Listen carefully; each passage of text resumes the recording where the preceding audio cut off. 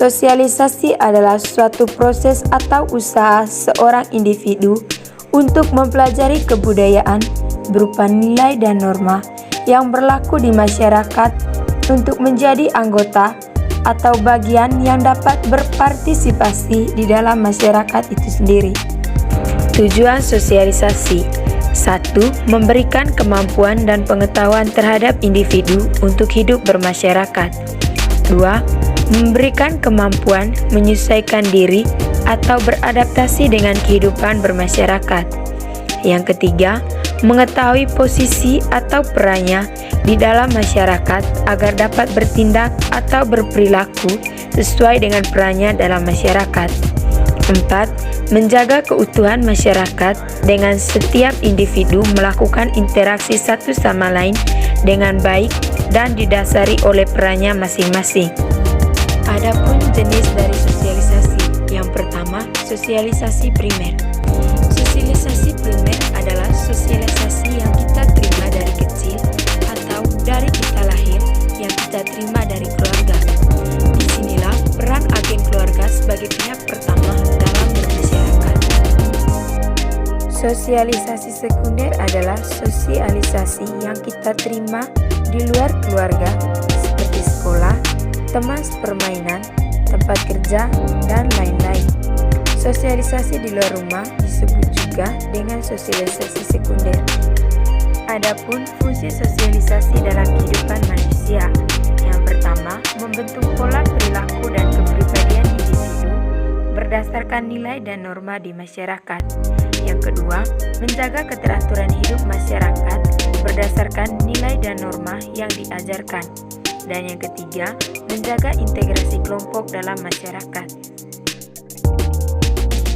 Pembentukan kepribadian secara perseorangan yang meliputi ciri khas seseorang dalam bentuk sikap dan tingkah laku, serta intelektual sehingga ia berbeda dengan orang lain.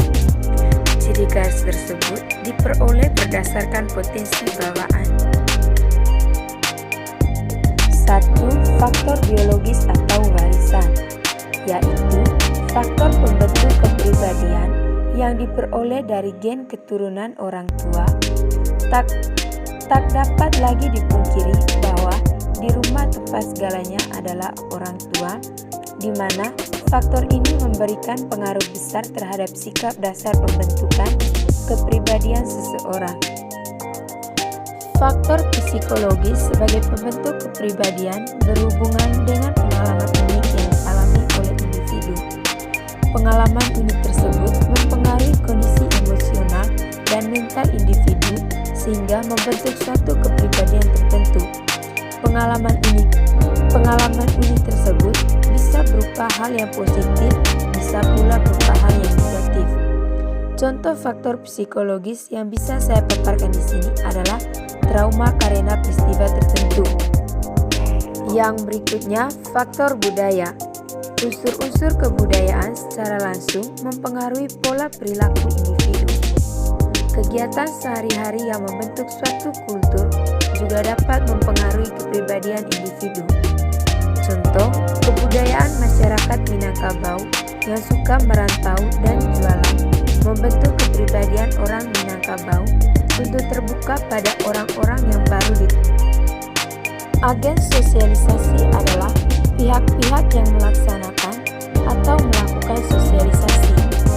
Bentuk agen sosialisasi yaitu keluarga, sekolah, kelompok teman sebaya, media massa, agama, lingkungan tempat tinggal, dan tempat kerja.